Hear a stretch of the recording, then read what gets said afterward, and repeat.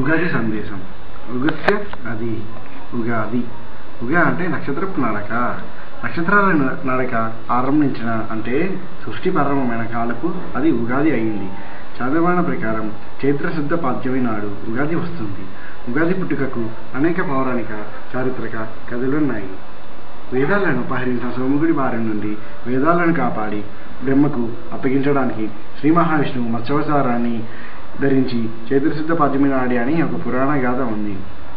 విక్రమార్క చక్రవర్తి ఆ రోజే పట్టాభిషేకుడైనట్లు చరిత్ర చెబుతోంది. చైత్రమాసం నుండి వసంత ఋతువు మొదలవుతుంది. ఈ కాలంలో చెట్లు చిగురుస్తాయి. అలాగే మానవ శరీరంలోనూ కొన్ని మార్పులు జరుగుతాయి.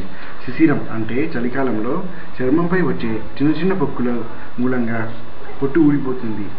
వసంతంలో కొత్త చర్మం వచ్చి శరీరానికి నవచైతన్యం లభిస్తుంది. పాములు కుబుసం విడవడం, నెమలి మొదలైన పక్షులు ఈకలు రాలడం, చెట్ల ఆకులు రాలి కొత్త చిగుళ్ళు రావడం జరిగినట్లే ఇది కూడా ప్రకృతి నియమం. వాతావరణంలో మార్పుల వల్ల శరీరంతో పాటు మనిషి బుద్ధి కూడా వికాసం పొందుతుంది. ఉగాది నుండి వసంత నవరాత్రులు ప్రారంభమై శ్రీరామనవమితో ముగుస్తాయి. ఉగాది నాడు వేప పువ్వు కలిపిన ఉగాది పచ్చడి సేవించడం అనాదిగా వస్తున్న ఆచారం. ఈ ఆచారం వెనుక ఆరోగ్య సందేశం దాగి ఉంది. వేపపూత, బెల్లం, చింతపండు, నెయ్యి, మిరియాలు, లవణం కలిపిన షడ్రుచుల మిశ్రమాన్ని ఉగాది పచ్చడి అంటారు. వేప, బెల్లం తినడం వలన శరీరం దృఢంగా ఉంటుంది. సర్వశుభాలు కలిగి అరిష్టాలు నాశనమవుతాయి అంటారు. ఇది నిజమేనా అంటే ఉగాది నుండి ఎండలు ముదిరి వాతావరణంలో మార్పు వస్తుంది.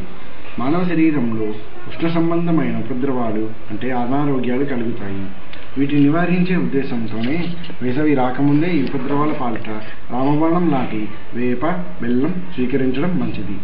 ఈ పచ్చడి సేవించడం వలన కంటి చూపు, జీర్ణశక్తి వృద్ధి చెందుతాయంటారు.